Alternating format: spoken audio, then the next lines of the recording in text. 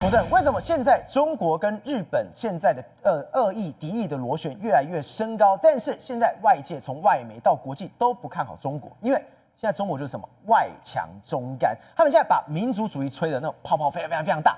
但是呢，现在才发现一件事情，它民族泡泡也太容易破掉。从这个地方就可以看得出来，你光体育这件事情，你光这足球这件事情，你民族主义就玩完了。所以你知道吗？现在正在踢世界杯足球的会外赛，明年就是开心的世界杯足球赛，各国都在拼。你知道中国国家队现在干了什么事情？你知道吗？躲在家里不踢球。所以他现在世界排名终于没有再往下跌，没有比以前更糟了。现在排名是世界第93名，对，值得大家一提的。这中国自己讲了，已经4个月没有踢比赛了。你知道为什么4个月不踢比赛吗？因为不踢就不会被扣分，就不知道中国很差啦。这中国我们没有给他改哦。他现在是亚洲第9。亚洲第14，世界第93，不踢就对了，踢了就会跌到100名之后了。世界最差的国家之一，躺平了，踢了会输球会扣分啊，不踢至少不会扣分啊，不踢就不会。这最厉害的，我不踢，我不要出席，我就不会输。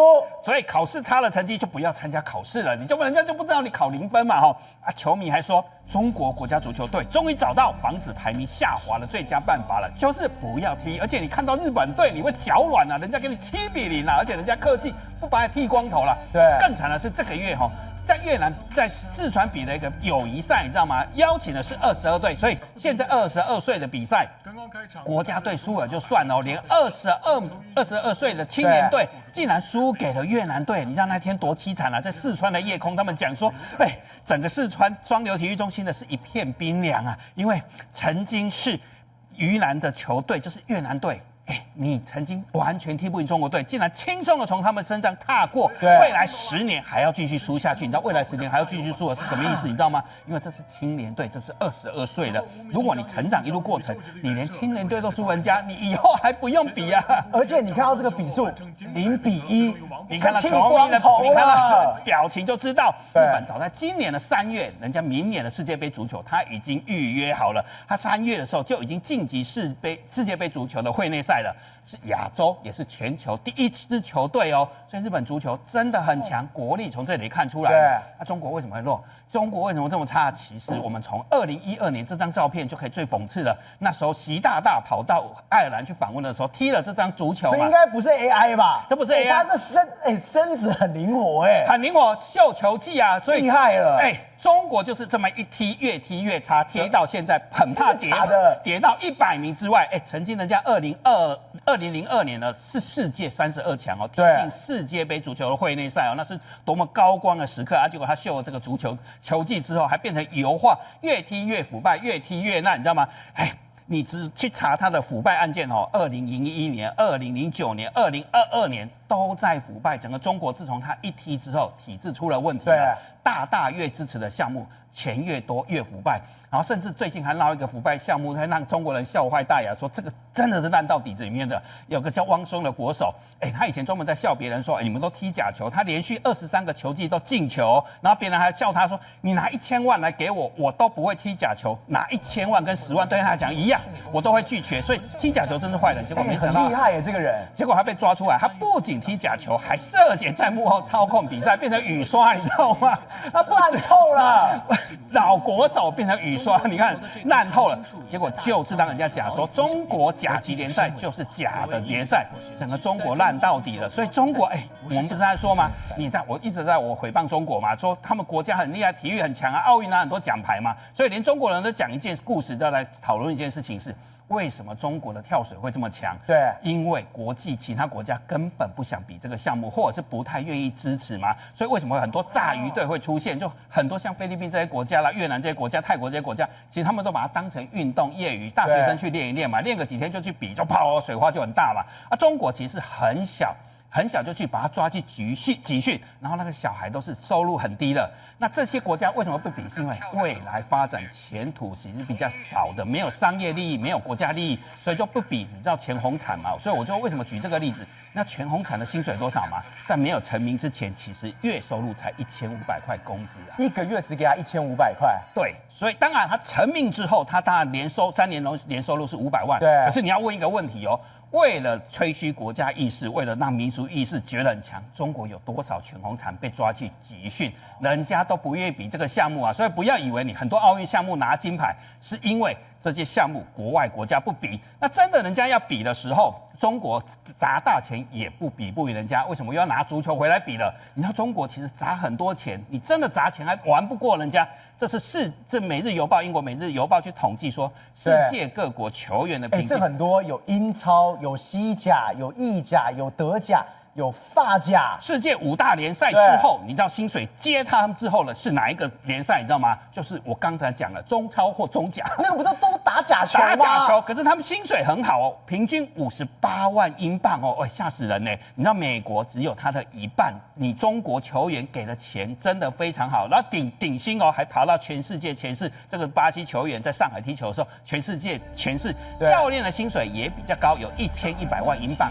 其实中国给的钱很多，但是真正比人家全世界都要的项目的时候，你的排名就掉到93。不是你花了这么多的钱，请了这么多的人做这么大，然后你都不敢踢，然后连 U22，你连这个越南你都输了。所以就一句话嘛，中国足球很会烧钱，但是贪腐烧掉了习近平的足球梦嘛。其实你的民族意识这样吹出来了，可是真的要去比国力的时候，你真的比不赢别人。对，那我就来讲，我上礼拜不是讲诺贝尔奖吗？对，中国科研经费还真的很惊人。2020年的时候2兆4，2021每年都这样增加，2021 2.7兆，到现在是3.6兆。我现在在讲的是人民币哦，一年给科研经费10几兆人民币耶。所以他们中国自己讲一句话，中国媒体自己讲哦，腐败的科研体系产生不了诺贝尔奖。其实问题就是出在腐败，它的科研经费其实只输给美国。结果每年中纪委都在干嘛？你知道吗？中纪委都在抓科研机构贪污腐败的人。结果你说我们上次说中国只出了2个，日本出了这么多个，结果你今天带来这个数字，中国投了多少钱啊？投了钱只输给美国，人家投了钱很惊人。结果你每年都在干什么？每年都在抓贪腐。你看，然后随便抓就可以对，这是今年抓的啦。湖南重点大学啊，林业大学，你看，校长跟党主书记全部被抓，而且科研经费数目巨大，这是中国自己公布的。再来，浙大也是重点大学，一样贪污1022万，一样被抓啊。再来是中国科研院哦，科研院一堆，科研院院士一堆都在贪污了。所以中国不是没有给钱哦，你都是吹输出民族主义嘛，就跟跳水一样，你跳了是别人不要嘛，真的要比这些诺贝尔奖的时候，你就输别人。所以德国之声就引用奥地利的标准报就讲出来，10年前屠呦呦拿到诺贝尔生医奖嘛，到现在为止也是唯一的一位科学类的诺贝尔奖。那为什么会发生这种事情？是因为中国只会复制西方的科研跟改良，科研界其实比商界还要腐败。那有毒腐败吗？中国最有名的一个例子是，都在做九州文化，都在搞关系。如果有一天霍金来到中国，他都要站起来，霍金，你看台湾这边都要站起来敬酒。这是中国自己讲的，科研界自己讲了，所以钱很敢给，都在搞派系，都在抢资源，都在上酒桌敬酒分配利益。所以国家腐败这么差，才会国力这么弱。玉凤，这样看起来，现在对中国来说，我民族主义的确，刚刚泡泡都吹破，但是这一次的中日战里面，我民族主义我还是要吹雷啊！我没有吹雷，我就惨了。结果他在吹什么？他说：“各位中国人要小心，去日本非常的危险，日本人对我们非常的不友好，他会让那个地方治安非常差，你会有生命的危险。”结果没想到的事情，今天又被打脸了。我很少看到日本的外务省他出来发言，他直接打脸中国，你在攻傻力。对，过去来讲的话，很多人就想说你不要去日本，因为日本仇视他们，对，所以呢，你中国的游客去的话会非常的危险。可是呢，外务省今天不只是拿出了数据，还用什么多国语言一起来硬刚啊？他就说，你看外务省硬起来了吼，很多人讲说中国人在这地方被狙击、被犯罪，那其实这都是假的。数据会说话，你看哦，中国人在这边遭遇到的犯罪事件，杀人、强盗、纵火，杀人来讲的话，2023年是15件，24年是15件，那今年呢？现在11月嘛，统计到1到10月只有7件，大概只有一半。那强盗就是抢劫，31件、27件，今年21件，也是算是最少的。对，再来遇到纵火事件2件、3件，今年还挂零。所以呢，这个数据来讲的话，有没有说很多的中国人在日本遭到攻击，并没有。再来，这是外务省为什么这一次来讲的话大张旗鼓，他还出了一个什么？英文版，然后呢，英文版里面的用字遣词非常的刁钻啊，它并不是平铺直述。你看你有这些东西嘛，你数据一样嘛，这就是我们刚才讲的树状图，你用数据来讲就好了。可是不是哦，他就讲说 in recent announcement by the Chinese government， 你现在来说一个中国政府讲的话，很多中国人在日本受到攻击，然后巴拉巴拉巴拉巴拉巴拉，直接讲一个重点，你讲的这些东西有没有 ？However。Such assertion is incorrect。这个就是用什么？这个比较像是金融的里面在讲的一些数据，告诉你说你是错的。对，因为过去来讲的话，其实面对中国有时候的去宣传日本，然后用一个比较委婉的方式，然后说并不是如此的正确，很少看到日本人用 incorrect 这个字眼，就直接啪啪打脸你。现在日本超级硬的。对，然后呢，有很多网民也在算，那到底中国人在日本受到这些伤害多不多？但是很多人在讲说，但其实很多中国人自己在中国也会受到伤害哦。你看到这几个影片，这个是在2024年4月27号，有2个日本人，2个中国人。先讲这2是中国人，然后呢，他们在拍短影音，就穿上了和服，在这个地方跳舞。那过去来讲的话，这个东西很多人嘛，但没有哦，大妈们就聚在一起了哦，就叫他们不要跳这种舞。结果呢，这2个女孩子就有那奇怪，为什么不行呢？双方竟然就发生了争执，然后发生争执之后呢，大爷们也来了。你以为大爷要来救这2个年轻的女生吗？那穿个和服跳个舞拍个短影会怎样？没有，最终的结论是什么？这2个女生就被揍了，就被打了，揍了。对，就一群人围上去就被揍了。穿和服错了吗？对，就被挨揍了。宇峰哥，所以现在是什么？中国人在中国人的地盘已经够危险了。结果没有想到是中国现在民族主义真的再吹起来，还有什么在地名上面？你有外国人的东西，你就不能用。我心想，也太极端了。现在会出现一个很矛盾的一个状况，这是最新出台的政策，告诉大家你看河南省的地名管理办法里面讲到，外国人名John and Mary 不行，地名你也不能当成地名哦。所以呢，你要维护干嘛？维护国家主权和文化自信，你不可以以外国的人名、地名作为地名。问题是，你现在在讲这个意义大吗？很多的网民就直接搜寻了嘛。你看东方威尼斯。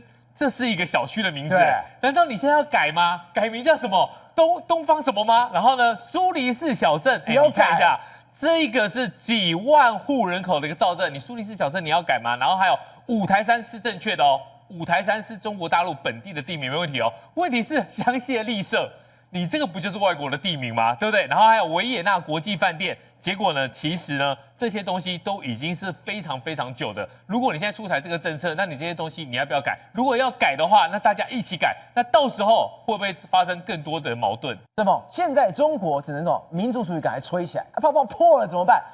搞其他国家，你搞日本大家已经非常气了，结果中国现在搞什么？台湾就是把共谍直接送来我们台湾来。先讲在台湾共谍已经非常乱，结果今天这个起算出来之后，我吓一跳。央广不是被人家搞一个5星旗的案子吗？结果这跟共谍没有关系，这竟然是2个台湾人，因为央广现在传出来什么？是这个跟内斗是有关，跟央广的内斗有关，竟然把我们国家级的资安拿来当做筹码，像台湾人也莫名其妙。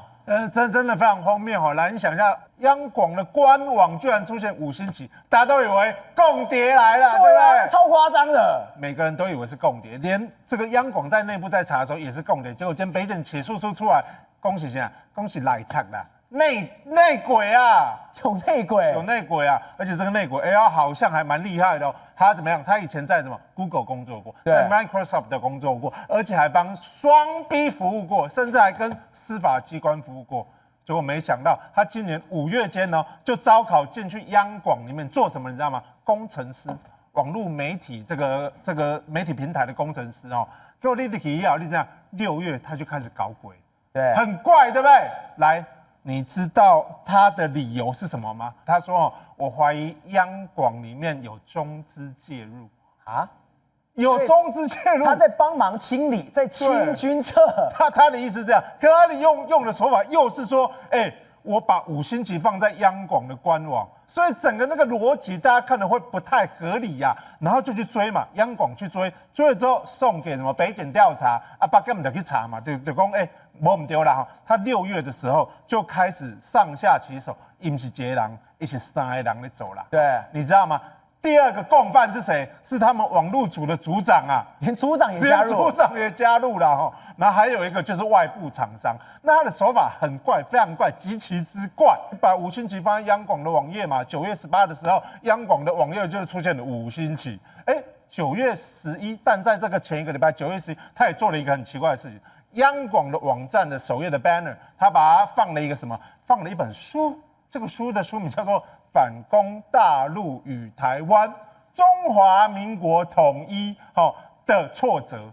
很奇怪，你为什么要放两岸的东西，而且是有对立而且抗争的东西，对不对？好，这个大家就觉得匪夷所思，就可以蒙嘛。他又是回到老话一句，他就说：“我怀疑里面有中资介入啦。”好，我问你你既然怀疑这个里面有中资介入，你应该是在这个单位服务了很久啊，结果没有就是我们刚刚讲5月进去，6月就开始做这件事情好，大家就这个检察官也觉得怪检察官就去查说，你当时招考进去，代表你家厉害嘛，对不对？你知道吗？虽然他是招考，其实有人该印去啦。有人安排他的，有人安排他进去，央广的高层引荐他进去。对，所以这时候就有人有什么阴谋论出现啦。你知道检察官其实这一次求刑非常的重他是用什么妨碍电脑使用罪、背信罪这2个罪去起诉他，他给他求刑几年？以前这种罪大概都很低的，大概最多1年多啦，对啊，甚至有1颗罚金的他给他求刑3年啦。然后另外一个岳信那个组长他给他求刑2年半。那你知道这个岳信组长照理说应该是把关嘛，对不对？就是说，如果你无信工程师要乱搞，我这个岳信这个组长我应该要把关啊。结果不是这个无信工程师在这个害他们自己的网站之前，都有跟岳信组长讲，所以岳信组长都知道。组长还放行让他去的，没跟上面的人讲，很怪，大家都无法用常理去理解这件事情。好，所以法官这个检察官讲了一个重话，对，他说其实这个央广是我国的1级关键基础设施，1级关键设施，所以它的这个治安等级是属于 A 级。那他所有的做的事情都攸关我国的国际形象好，你知道他为什么他刚论述了这个背景，那他为什么要求处重刑的原因？他说你说因为你这个无信工程师居然把反攻大陆、5星旗等图片然后把这个什么入侵官网的行为目的他说什么？他在挑起两岸间的对立紧张，然后行为危害性跟什么危险性。不是一般的刑事犯罪可以比的，所以呢，他就要求什么？要求处重刑，而且你知道吗？他甚至有一个攻击这个无信工程师攻击央广网站有一个时间点，你猜是什么时候？10月10号。他国庆日还要再弄一次，他国庆日要再弄一次，所以这个检察官的话，你绝对是居心叵测啊！你要怎么样？你做这种行为有很高的象征意义，你就是要危害国家形象。现在检方说的非常白，我不相信只有这2人会，没错啊。所以说，你幕后的常进人、幕后的指使者，甚至如果你真的是央广在内斗，拿我们的国家治安来内斗，这些人都应该全部清掉的，要剪掉，对不对？对。我跟大家报告我看这个里面还有一个很严重，就是什么？你知道央广所有的网页原始码都被外流了吗？这个我们刚讲是不是有个厂商？对，刚讲2个内部的人士，一个是外部厂，这个厂商就是无信工程师把央广所有的网页原始码都给了这个厂商，然后这个厂商外流了。我问你，这个东西如果送到中共那边怎么办？宏观取材，厘清真相，犀利精准，深入剖析，时刻掌握关键，新闻时事不漏接。老时段，新气象，我是钟浩和，关键时刻2.0，全新出击。